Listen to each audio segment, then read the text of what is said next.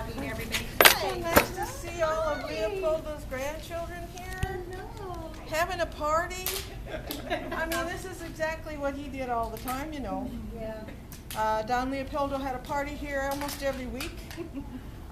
They were dancing and singing and had lots of good music. We had so much fun here. We just all the time were partying. He had one of the first pianos in town, and the Glee Club would come over here and practice. And then he had kids that played instruments too. So we would come over here every Saturday and party. This was the place to go. You know, lots of music, lots of good food. He was very generous. He would feed us really well. I can see you got plenty of really good food tonight too. I mean, this is the way to do it. He was a very interesting man, you know. He was at one time the richest man in town. And Tucson wouldn't have been as big as it is as soon as it was if it weren't for him. He built over 100 buildings here in Tucson. And there was all different kinds. I mean, he built houses. He traded the houses, rented them out. He was trading property all the time. He also built the first ice cream parlor. Can you imagine how it is to have ice cream in August here? I mean, how nice it is. Well, Don Leopoldo brought us ice cream. If you know, we always say that if the Mexicans never brought us anything else, they brought us chocolate. Well, Don Leopoldo brought us ice cream. So we were really fortunate here in Tucson to have this ice cream. He also had the first 10-pin alley. And I'm not very good at that, but we all enjoyed it. And he had a saloon. He had more property over in the fields and the gardens than anybody else.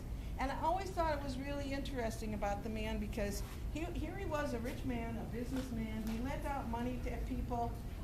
He was called a really shrewd businessman, okay? So, and in fact, there was some complaint, some kind of thing, because he would lend out money and insist they pay him back. But by the same token, he was extremely generous, and he always called himself a gardener.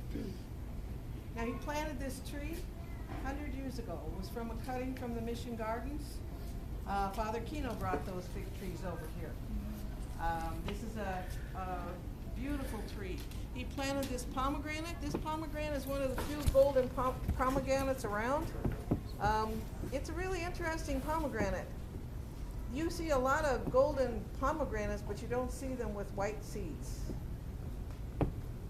And he had, good. And he had this one. He was so interesting. Armstrong Nurseries over in California at the time was one of the biggest nurseries in the country. And it was over there in California. So every year, Leopoldo made out his list. And he ordered the latest of everything. So he decided he wanted to go over, there was a mesquite bosque over there. And it was a tangled up mess of mesquite. Thorns all over and really messy. So he decided he's going to turn it into a garden. And everybody told him he couldn't do it. And that was sort of like saying, make sure you will do it. Because he could prove he could do anything, and he did. And he went over there and he diverted some of the spring water, and he took out the mesquites and put in a fruit orchard, fruit trees. Over 100 fruit trees over there. But that wasn't enough. He liked it so much, he decided to turn it into a park. So the very first public park, free public park in Tucson, was built by Don Leopoldo on his land, and he owned it. And he brought in 250 rose bushes. Now there were 3 little ponds over there, and the Don knew what a nickel was. And his sons were out there growing people and earning their nickels. So they go out in the boats, and they would charge people a nickel to roll around. Well, also, even though he didn't charge a penny to go to this park, everybody went over there. Everybody in town went over there. It was a long way from town. So what he did is he had a bus, and he charged a nickel a ride. So people who didn't want to walk all the way from downtown over here, they could catch the bus to over there and for a nickel. So he made money doing that too. He was not dumb. He was not dumb at all. For years, we celebrated the Mexican Independence Day, and he paid for it all. Talk about parties. Ooh, we had a big party. And then in all this, the Mexicans down there forever causing problems with each other. They're fighting with each other on a daily basis, and you never know who's doing what. But he went down to Altar one time to do some business, and it seemed the mayor, the alcalde, owed him a bunch of money. And the current general needed a lot of money. So they decided to lock him up and ransom him off. Now everybody in Altar, he was so highly respected and everybody knew he'd pay him back. Everybody in Altar gave every penny they had, plus their jewelry. And it was not enough to pay the $5,000 ransom. So he sent a messenger up here to Tucson to tell Jesucita. That was before she passed away. And he had her told her to bring the $5,000 down there or send his brothers down to bury him, pick up his dead body, bury him. It took her no time at all, and she was on the road down there without the $5,000. So she gets down there, and now they want more money. So Jesucita and Leopoldo signed notes to pay for it, and that's supposedly okay, and they're supposed to let him go, but they hadn't yet. A friend of his came over and said they're planning to hang him in the morning. So they take off. Well, Leopoldo was part Opata Indian, and he could speak the language. He could also speak Spanish and English. He could also read and write Spanish and English, and Opata, of course, wasn't written. He decided that he'd take his clothes off, run through the desert, and meet them across the border. So that's what he did. He took off. He knew if he ran into anybody and they asked him any questions, he'd just play dumb and answer in Opata. And they'd think he was an Opata Indian and let him go. So that's what he did. And got across the border. They picked him up in that. After that, he never did Mexican Independence Day. Never once did he do that again. But he became a naturalized citizen, and he paid for the 4th of July celebration every year. So he just sort of, he had been paying for that one too, by the way. But now it was the only one he paid for. Big party. And again, we had this big party. He was such a good man. In 1870, we'd been having a whole lot of problems with the Indians. And we were sure that these were the Indians that were down by Fort Grant. And down at Fort Grant, well, it was Camp Grant then. They were down there. There was this idiot for a commander who thought if he paid the Indians to bring him hay, they would be peaceful. And he was sure that they weren't doing anything wrong. Well, the last straw was when they stole cattle from Don Leopoldo. He had a ranch out by Fort Lowell. And that was before Fort Lowell was built out there. We're still here in Tucson. And he had a ranch out there, and they stole these cattle, and they decided that's enough. So a group of people here got together, went over to Camp Grant, killed everybody there. Now, Don Leopoldo did not go with them. He was not there. He did testify during the trial. What happened is that these dumb Easterners who didn't know their heads from holes in the ground, these dumb Easterners decided that this was a horrible thing that had happened, so they were going to put everybody in jail. And they insisted there was going to be a trial. And Don Leopoldo did testify at that trial. But in addition to that, they brought back over 20 children, and they were going to send them down to Mexico and put them into slavery. Now, Don Leopoldo loved children. He helped raise his nephews. If he didn't think his nephews were being properly educated them, he educated his girls. All 3 of his girls. He insisted they get a good education. So he took the oldest Indian girl, and he took her in,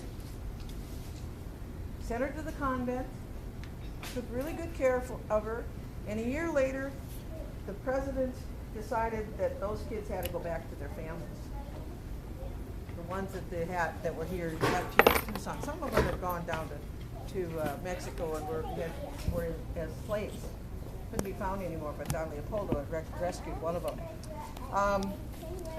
He was strong enough that he was able to hold up the negotiations for 3 days to try to convince her brother that she should stay with him. It would be better for her to stay with him. The brother wouldn't agree to that, and she went back. Now, what happened to her, we don't know. We don't know. Perhaps after Geronimo surrendered and all the Indians were sent to prison in Florida, she went with him. But he tried. He really did. And like I said, he really was a good man when it came to educating the girls. His girls were well educated. In 1890, poor man had suffered from consumption for most of his life. And in 1890, he was developing a ranch up in the Catalinas that had some hot springs. And what he was going to do was bring in these Easterners to play cowboys and Indians, and sit in the hot springs. But unfortunately, he passed away in December of 1890, and we lost one of our most prominent citizens. He was a founder of the Pioneers Society. He was helped to start the schools. He was the founder of the Republican Party here in Tucson. He started all kinds of different things. He was one of the top civic leaders we had, as well as being a rich man and a merchant and a rancher and all those kind of things. After he died, his home went to his baby daughter, Bette. And she married a man by the name of Lee Jacobs, another man that was prominent in the community. He was an assayer. And he had a business and property himself. And when after they got married, they were living in this house. So it is appropriate that the Jacobs were the last owners of this house. And in addition to that, you're here having a party. So, thanks for having me. Thank you, Bette. Thank you. And I can't answer every question. I'm working out at Fort Lowell now, and it's been a while since we've been here, of course. But if you have questions, I'll try. Yes. No, I was just going to ask, because it seemed that she had a history of her own. Leopoldo's wife. Yes. She came from a prominent family in She Granada. did. The Suarez. The Suarez family, yeah. Yes. And it was also a prominent family. There are a lot of myths, though, about the family that aren't true.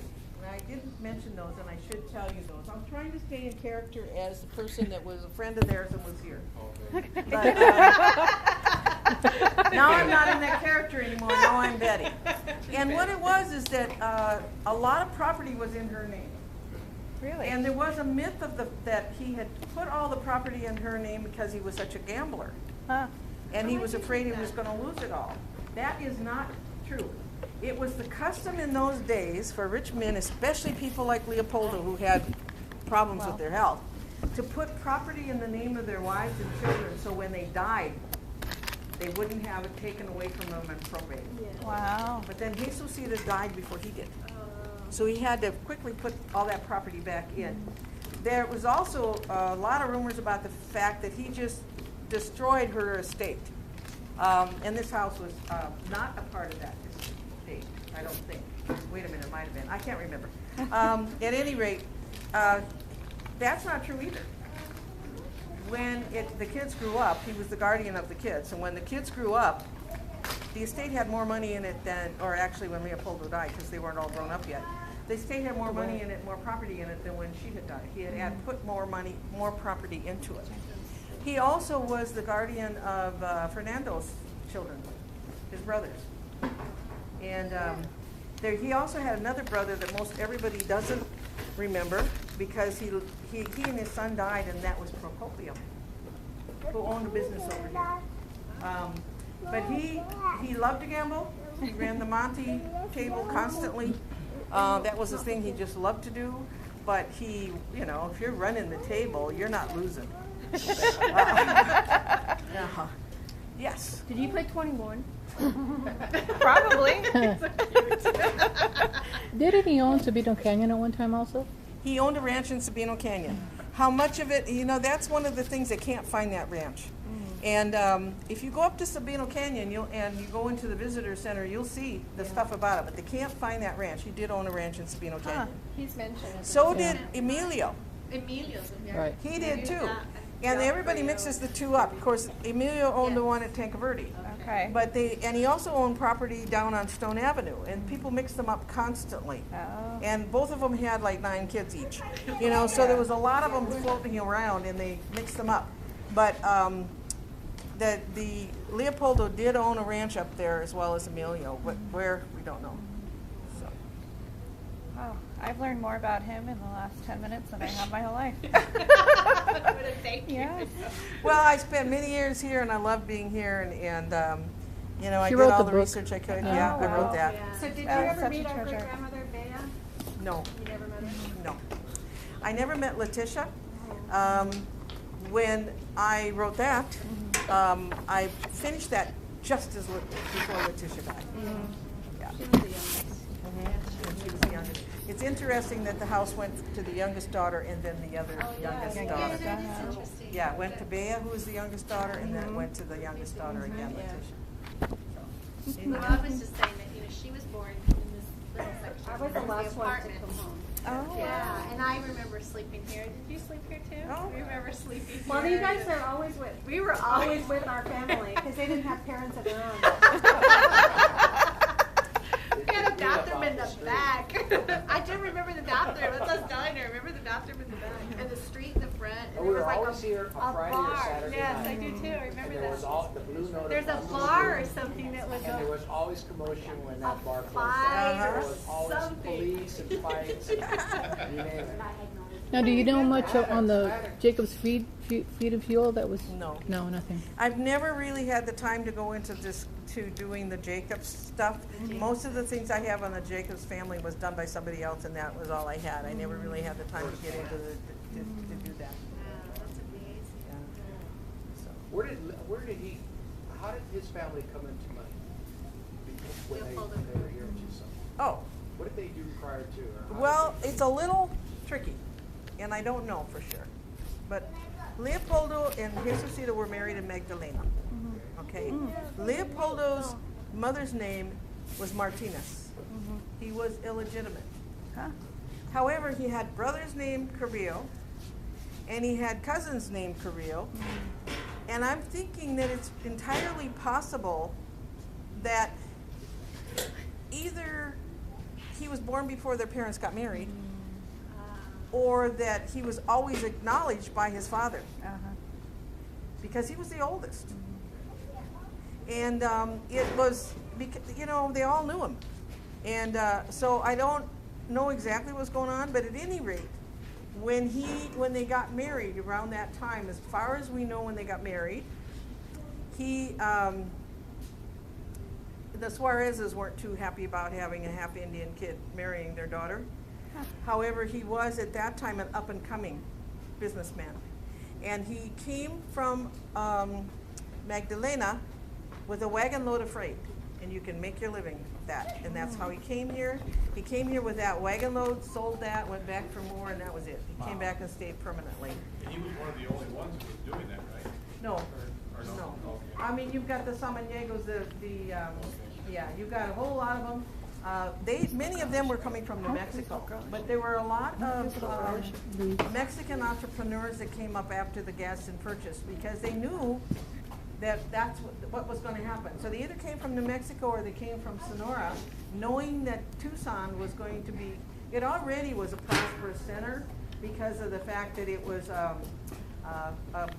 center for miners to get stuff in the military. They knew that the American military were coming in. Virtually everybody here made their living selling to the miners and the military. And Leopoldo did both, by the way, because he had a merchant store and he also did he supplied hay for and he also sold cattle to the military. Wow. Yeah, I've been doing some stuff out at Fort Lowell, and I've come across his name out there. Oh, really? I already knew that he and Romero were the only ranchers out there prior to the post coming in. And his ranch was just, I actually have the legal description of it, but his ranch was just sort of west of Craycroft Road. Oh, wow. Right. So he was actually the closest ranch to the post. Now, as soon as the post was built, a whole bunch of ranchers came out there and were all around there to try to give him, to sell them the cattle. But his was right next door. I'm assuming it's that close to the river, Rito? Yeah, we're right on the Rito. Actually, we're on the Pantano Wash. The Pantano Walk goes into the Rito just west of Craycroft. Yeah. So it was right on the west edge of the fort. But I have a thing where the commander, the adjutant wrote him a letter on behalf of the commander saying, "Keep your cattle off our reservation." and then it was rescinded by the commanding general. So, which was very interesting because there was another rancher out there who wouldn't keep his cattle off the reservation. They shot him, not the guy, the cattle. And when he came to try to get money for it, they said, "Too bad, we had stakes for money." But yeah, he was pretty prominent. We're doing a new exhibit. It's called "A Bite to Eat: Feeding the Troops," and Leopoldo will be there too. I'm looking right now. I do not want this picture, and I don't want it because it's a formal picture, and I'm trying to get him looking like a rancher. And we have a picture of him, a couple, I think, of him with a hat on, that he doesn't look so formal. And I'm trying to pick those out, and because there's a lot of people in it. Now, if I can pick him out of there and get a decent kind of picture, he'll be in there with a hat on, looking more like a rancher. He wore a straw hat. Yeah, flat straw hat. He wore that with regularity.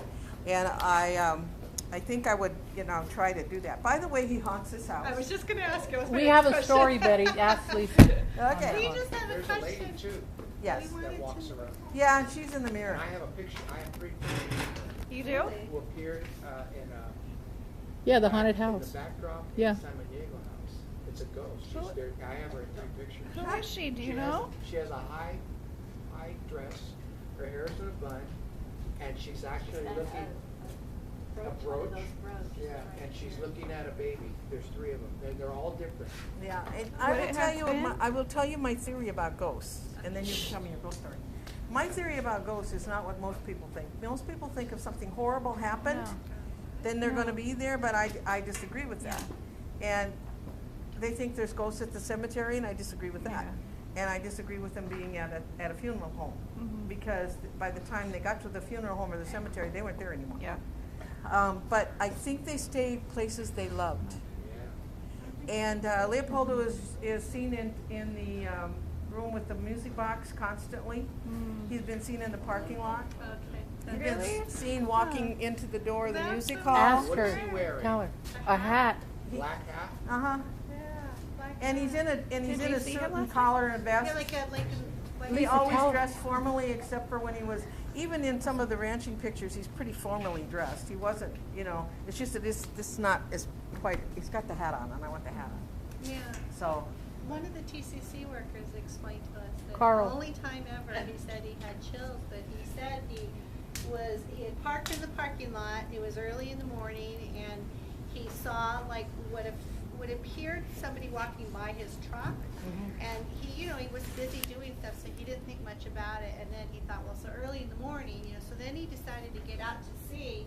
And all he could see was the figure of a man with a hat and a suit, but he walked pretty fast. Like he was like right there. And the next time he saw him, he was in front of those music hall doors. The glass. And just went right through the glass. well, you know what was Went there? right through the glass. One of his favorite saloons was the Hand and Foster Saloon, and it was just right beyond that. Okay. And he would go over there and run the Monte game all the time. Okay. So that's So he was Yeah. gambling. As far as the woman is concerned, this woman that is in here, it would be Elvira, not Jesucita. Oh, they'll be here. Because Jesucita was never in this house. You'll see that. This house was purchased after, or built Are there after she pictures passed of away. her? Yes. there's Yeah. one Oh, in- there's, I would love to see the picture, because like I said, you could you said two pictures. She looks like me. I look like her. Honest, watch. She does? Yes. Yeah. Yeah, that's She has a Elvira. picture Okay, on the lady Facebook. Yeah, From you've got across both the sisters street, here, right. and but Elvira was the one that lived in this house. Jesusita died, and when she died, they still lived in the other house. And then they, after she died, they moved here.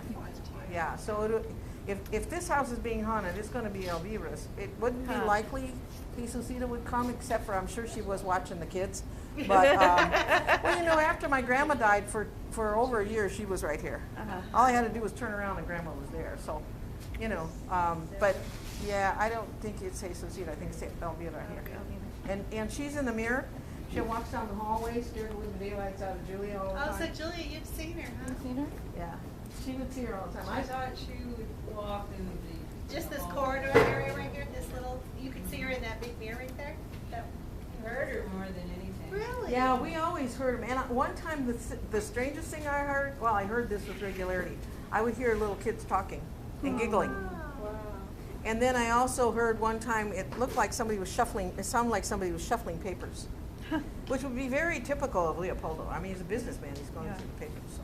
Old Dobie has just been seeing it. And the music box turns on all the time. The same Well, I lady haven't that heard the I music have box pictures turn of on by the itself, ghost but of, she has appeared at the Old Adobe restaurant. The Wow.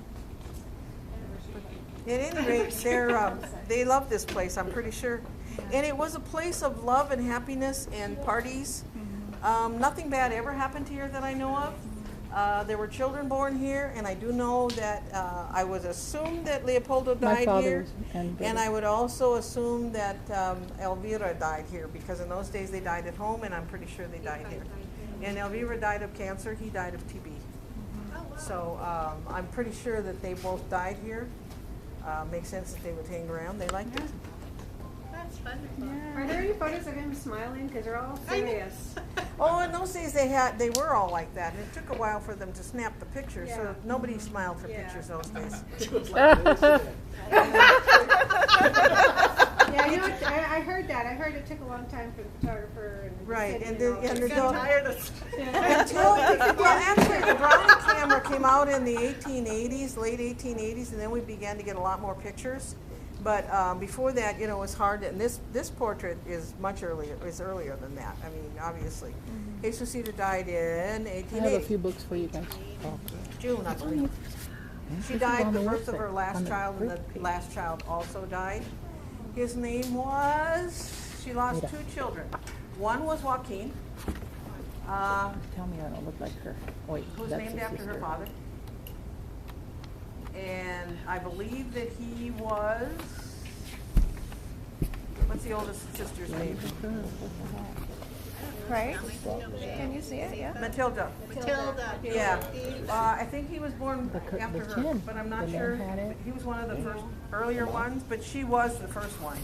And then this last one's name was, was something. Tell you. Mortimer. My wedding. Mortimer. Standing in line, getting food. That's very Big deal. So Why is there was that? a story Nobody's that touching it. talking about the gambling. I know. He had won a property Everybody else around me, down in nobody South saw Wisconsin. anything. I have one for you, brother, in Los the Angeles bag. bet. It's entirely possible, but I don't know. Yeah, he won more than one piece of property. And I think it still belongs to the script. The scripters? Do they The own scripters, I don't know. Yeah. They want property in gambling? Yeah, well, yeah, in gambling, and it was, one of the gambling halls here, I guess. Oh, yeah. That was not unusual. They gambled away